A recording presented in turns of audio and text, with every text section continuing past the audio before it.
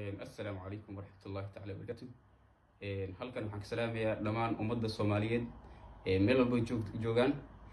magacaygu waa Maxamuud Xasan muwaadin Soomaaliyeed.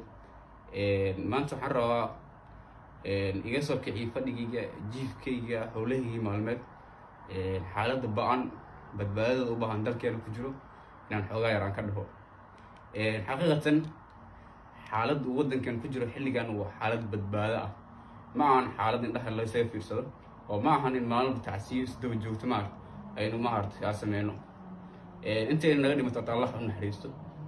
inta xigta waxaanu u baahannahay in dadkeena aynu badbaadsano, ilaaha badbaado leh. talada koowaad ee mudan maanta dalkeena waxay tahay in meel walba bariis ciidan lagu daadiyo budadkooda wato, qof walba irida ka soo baxana gurigiis loo celin sida India ka dhacday. laakiin maanta aan taladaas ma bixinayo asbaab awgeed, sababtoo ah sida ka wararayno dadkeena Soomaaliyeed intooda badan waa dan yar yani maanta waxay shaqaystaan bay caawinayaan. that's why ma jecli marka qof oo maanta baahan ku seexdo, qof goormu iska ilaaliyo qof baahan asaa baahan. that's why inuu qofka noloshiisa aan ka xirno aan diidaya. haddaba ma jirtaa weeye kale wadooyin kala furan? way buuxaan. anigu ka Maxamuud ahaan maanta waxaan si gaar ula hadlaya halkan dhalinyarada. boqolkiiba boqol waxaan la hadlaya dhalinyarada.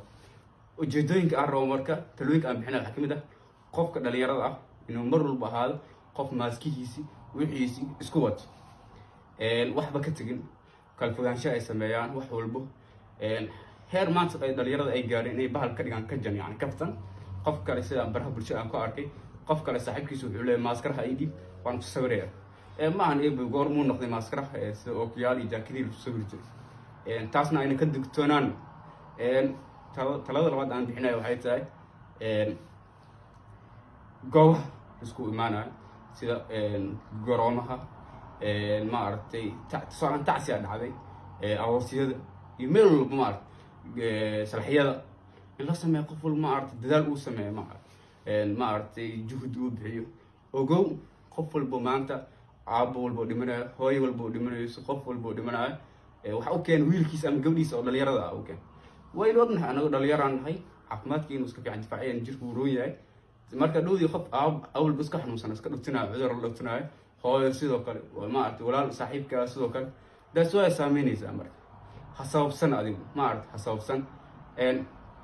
talada xigta aan bixinaa waxay tahay dhibaatada oo maanta ugu weyn ee dadkeen haysato waxaa waaye oxygen la-aan baa jirto. dadkii naqaskii baa ku xirmaya. marka dowladda ayagana kaalinteedii way wadaa. sidoo kale waxaan kula talinayaa dhalinyarada inay dad dowladna wax ka sugin, dowlado kalena wax ka sugin, ayay iskaashadaan, dadkooda ay badbaadsadaan. dhalinyarada ganacsatada inay lacag isku aruuriyaan. waan arkaa dad badan oo dhalinyaro ah oo isxilqaamay oo barnaamijyadaas u kacay. aad baan u baraarujinayaa, halkaasna ha kasii wadaan.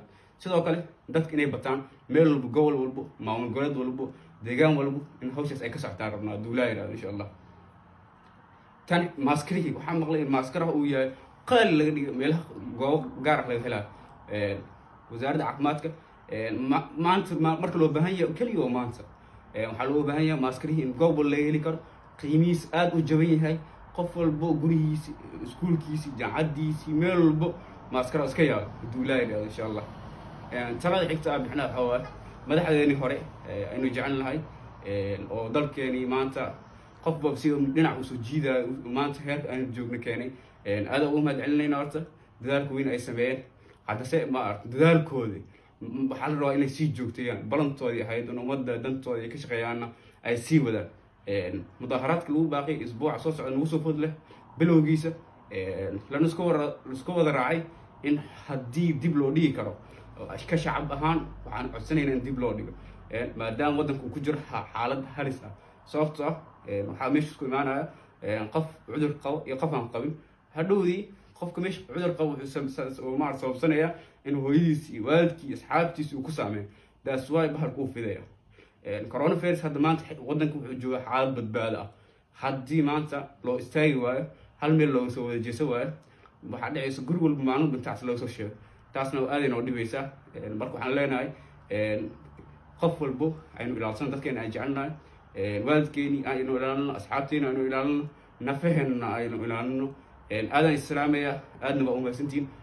warkan waa idinku dheerayaan rajaynaya. sidoo kale waxaan ka codsanayaa kilibkan qof walbo inuu gaarsiiyo asxaabtiisa si ay wax kula baxaan. aadan islaamaya. assalaamu calaykum waraxmatullahi wabarakaatu.